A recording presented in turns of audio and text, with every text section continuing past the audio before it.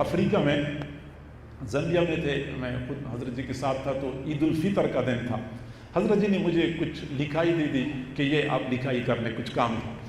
تو میرے پاس جو قلم تھا اس میں نیلی روشنائی تھی، اور مجھے پتہ ہے کہ حضرت جی نیلی روشنائی کو پسند نہیں کرتے، کالی روشنائی کو پسند کرتے ہیں۔ تو میں نے حضرت جی سے عرض کیا کہ حضرت یہ آپ کا قلم ہے، میں اٹھا لوں، میں لکھ لوں؟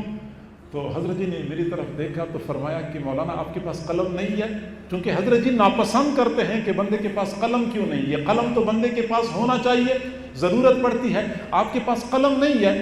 میں نے کہا حضرت قلم تو میرے پاس ہے، لیکن اس میں نیلی روشنائی ہے اور آپ نیلی لکھائی کو پسند نہیں کرتے۔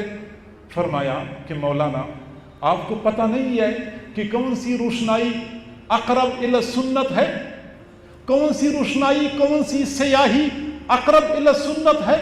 اب میں حیران ہو گیا کہ ہم نے اتنا عرصہ مدرسے میں پڑھا، ہم نے تو کہیں نہیں پڑھا ہوا کہ سیاہی کون سی استعمال کرنی ہے، روشنائی کون سی استعمال کرنی ہے۔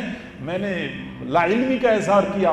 حضرت نے فرمایا کہ مولانا فارغ التحصیل عالم ہو کہ بھی آپ کو پتہ نہیں ہے، یہ الفاظ تھے، فارغ التحصیل عالم ہو کہ بھی آپ کو پتہ نہیں ہے۔ میں نے پھر عرض کیا حضرت مجھے نہیں معلوم۔ تو فرمایا کہ آپ کو نہیں معلوم کہ حضور صلی اللہ علیہ وسلم نے قیصر اور کسریٰ کے نام جو خطوط لکھوائے تھے وہ نیلی روشنائی کے تھے یا کالی روشنائی کے تھے؟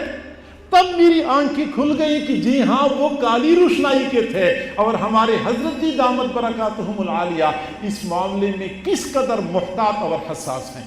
اور آج تک سارے متعلقین کو پتہ ہے کہ حضرت جی نیلی روشنائی کو بالکل پسند نہیں کرتے۔